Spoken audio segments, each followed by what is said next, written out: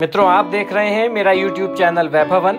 हर दिन अपलोड होने वाले मेरे चमत्कारी टोटकों के लिए मेरे चैनल को सब्सक्राइब करें और टाइमली अपडेट्स के लिए बेल आइकॉन को भी दबाएं, जिससे नए वीडियोस की जानकारी आपको समय से प्राप्त हो सके। धन्यवाद। नमस्कार, मैं हूं वैभव नाथ शर्मा और आप देख रहे हैं मेरा YouTube चैनल वैभवन।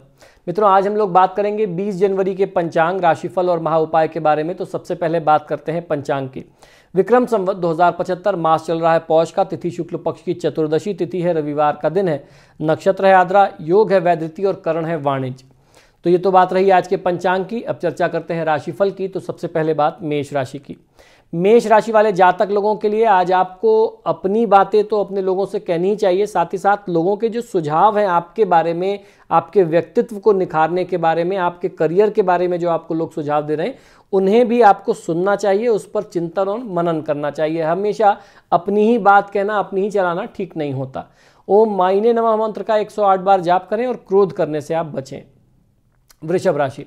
वृषभ राशि वाले जातक लोगों के लिए आज अपने खान पान पर आपको ध्यान रखना होगा। आज पुराने समय की कुछ बातें आपको बार बार परेशान करेंगी। जो कड़वे अनुभव थे वो बार बार दिमाग में आएंगे, उनको भूल करके आपको अपने काम में आज लगना चाहिए। ओम भक्ति प्रियाय नमः मंत्र का 108 बार जाप करें और किसी की निंदा आप न करें। मिथुन राशि। मिथुन राशि वाले जातक लोग आज अपना सारा काम प्लान्ड वे में करेंगे तो आपको काम करने में आसानी होगी और किसी गरीब व्यक्ति के साथ कोई अत्याचार, कोई कठोर व्यवहार आज आप न करें। ओम श्री काल भैरवाष्टकम का पाठ करना आपके लिए बहुत अच्छा रहेगा। मांसाहार के सेवन आदि से आज आपको बचना चाहिए। कर्क राशि। कर्क राशि वाले जातक लोगों के लिए खर्चों पर कंट्रोल रखना होगा, वरना अभी आपको बहुत गंभीर आर्थिक समस्या का सामना करना पड़ सकता है। कार्यक्षेत्र में कोई लापरवाही आप न करें। देवी कवच का पाठ करें और काले रंग के वस्त्रों के प्रयोग से आप दूर रहें। सिंह राशि।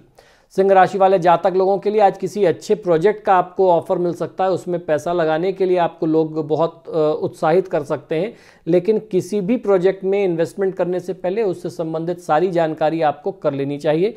गणेश अथर्वशीर्ष का पाठ करिए और अपने आत्मविश्वास में आप कमी मत होने दीजिए। कन्या राशि।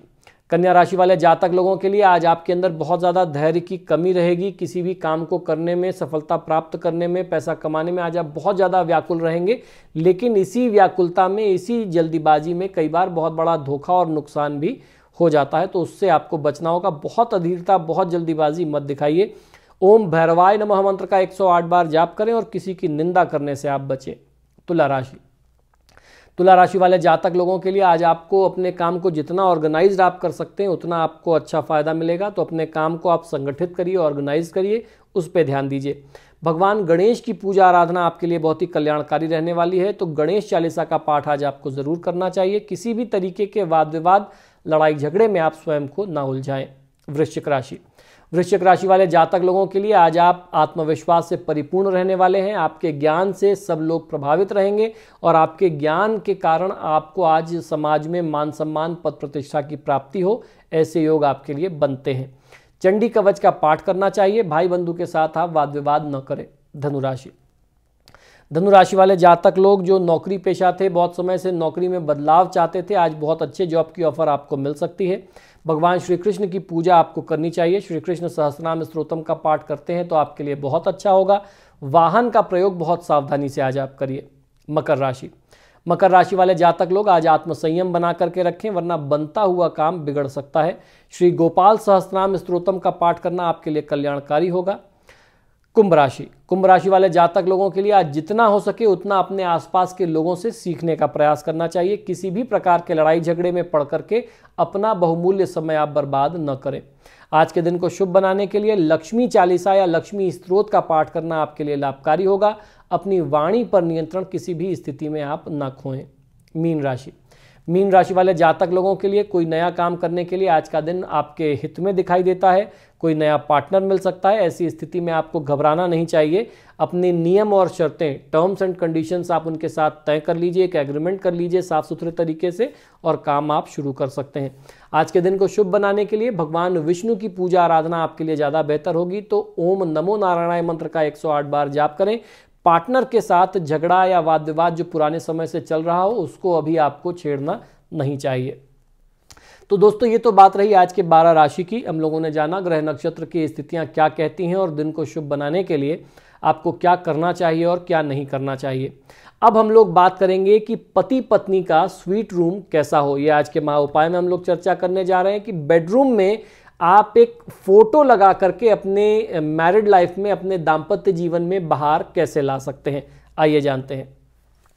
कई लोगों के वैवाहिक जीवन में छोटी छोटी बातों को लेकर के बहुत ज़्यादा वाद विवाद चलते रहते हैं। कई बार इन विवादों के कारण घर में वास्तु के बड़े दोष भी हो सकते हैं।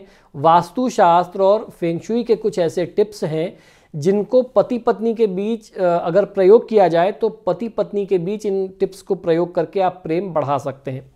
फेंग शुई के अनुसार घर के दक्षिण पश्चिम के भाग को आपसी रिश्तों के लिए एक बहुत ही एक्टिव कॉर्नर माना गया, यानी साउथ वेस्ट का जो कॉर्नर है, दक्षिण पश्चिम का जो हिस्सा है, वो कॉर्नर ऑफ रिलेशनशिप कहा जाता है। तो अगर आप उसको थोड़ा सा एक्टिव करेंगे, उसको थोड़ा सा संचारित कर देंगे तो बहुत अच्छा फायदा मिल सकता है। तो करना क्या होता है, दक्षिण पश्चिम के भाग में वहाँ पॉजिटिव एनर्जी थोड़ा सा जागृत हो जिससे आपका रिलेशन ठीक हो सके, उसको सक्रिय करने के लिए, पॉजिटिव एनर्जी को एक्टिव करने के लिए और नेगेटिव एनर्जी को जो वहाँ सक्रिय है उसको निष्क्रिय करने के लिए जो आप प्रयास करेंगे वो आपके रिलेशनशिप में बहुत अच्छी सफलता आपको देगा, आपको बहुत अच्छा उससे रिस्पॉन्स मिलेगा। तो करना क्या होता है कि किसी भी कमरे की सजावट करते समय वास्तु के नियमों का ध्यान रखें जो आपके संबंधों में प्रगाढ़ता लेकर के आ सकती है। तो आप अपने कमरे में साउथ वेस्ट कॉर्नर में, जो भी हस्बैंड वाइफ का, जो भी कपल का कमरा है, साउथ वेस्ट कॉर्नर में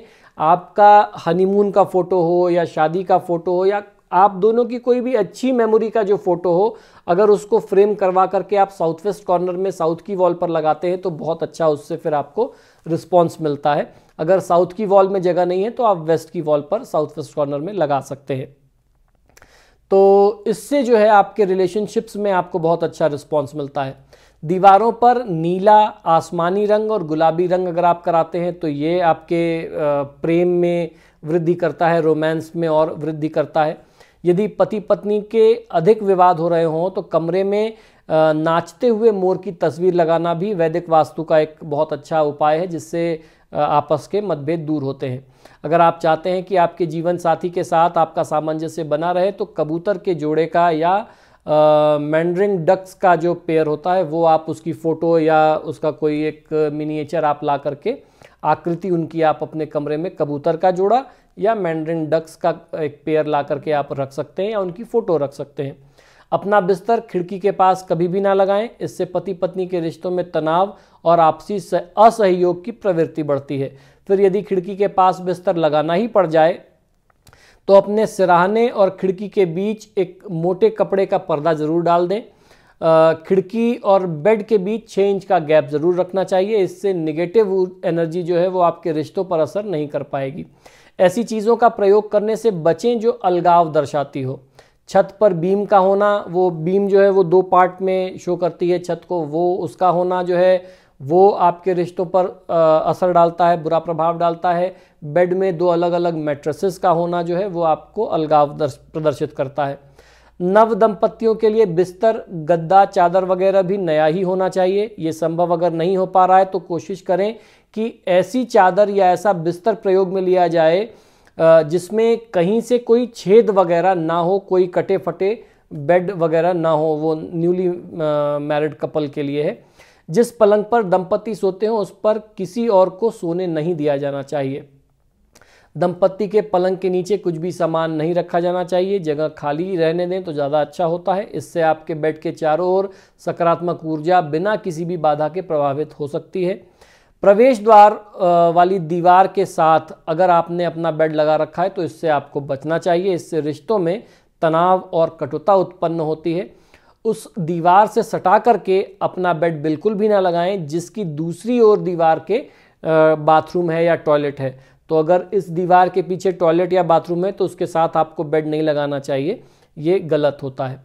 जहाँ से बाथरूम या टॉयलेट का दरवाज़ा ठीक सामने दिखाई देता हो वहाँ पे भी आपको बेड नहीं लगाना चाहिए। और अगर ऐसा ही आपके घर का कंस्ट्रक्शन है तो टॉयलेट की दीवार पर, उसके दरवाजे एंट्रेंस पर आपको एक पर्दा डाल के, कर्टन डाल करके रखना चाहिए जिससे वो आपको सीधे तौर पर ना दिखाई दे। और अपने टॉयलेट का दरवाज़ा सदैव आप बंद करके रखें जिससे नेगेटिव एनर्जी जो है वो आपके रिश्तों को प्रभावित ना कर सके। बेड के सामने या कहीं भी ऐसी जगह शीशा नहीं लगाना चाहिए जहां से आपका बेड जो है उसमें रिफ्लेक्ट करता हो।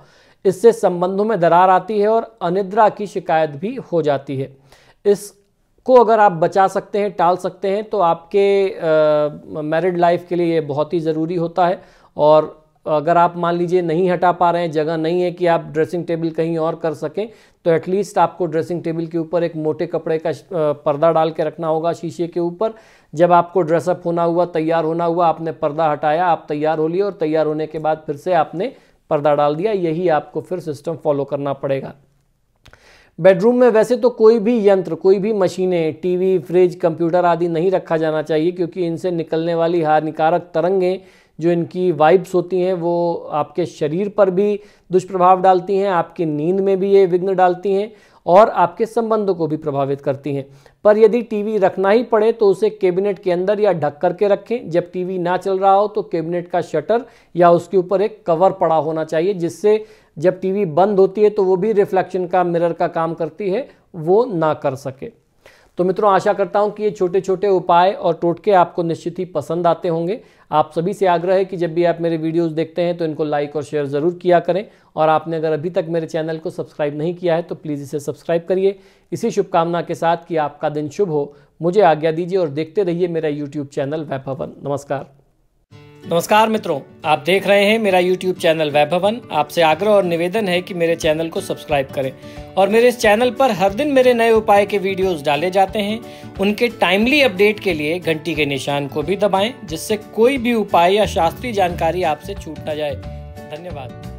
मित्रों, यदि आप अपनी किसी भी व्यक्तिगत समस्या के लिए मुझसे परामर्श और समाधान चाहते हैं, यानी आप अपनी किसी भी पर्सनल प्रॉब्लम के लिए मुझसे कंसल्टेशन और रेमेडीज चाहते हैं, तो उसके दो तरीके हैं। टेलीफोनिक कंसल्टेशन, फ़ोन पे बात करना, और दूसरा फेस टू फेस यानी पर्सनल मीटिंग करना। आप हमें फ़ोन के माध्यम से, ईमेल और व्हाट्सएप के माध्यम से अपॉइंटमेंट बुक कर सकते हैं। हमारा नंबर है 9990724131। आपको 2 नंबर दे रहा हूँ, इन दोनों नंबर पे व्हाट्सएप अवेलेबल है, आप व्हाट्सएप करें। 9818300146 ये हमारे ऑफिस का दूसरा नंबर है।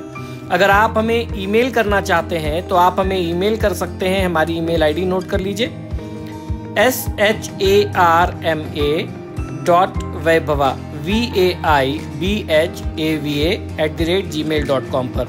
इस पर आप हमें ईमेल भी कर सकते हैं। मित्रों, आजकल फ़ोन कॉल्स बहुत ज़्यादा हैं और मुझे भी मालूम है आप लोग कॉल करते हैं, फ़ोन रिसीव नहीं होता तो आप भी निराश होते हैं। ऐसे में ईमेल और व्हाट्सएप करना सबसे बेहतर तरीका है। धन्यवाद।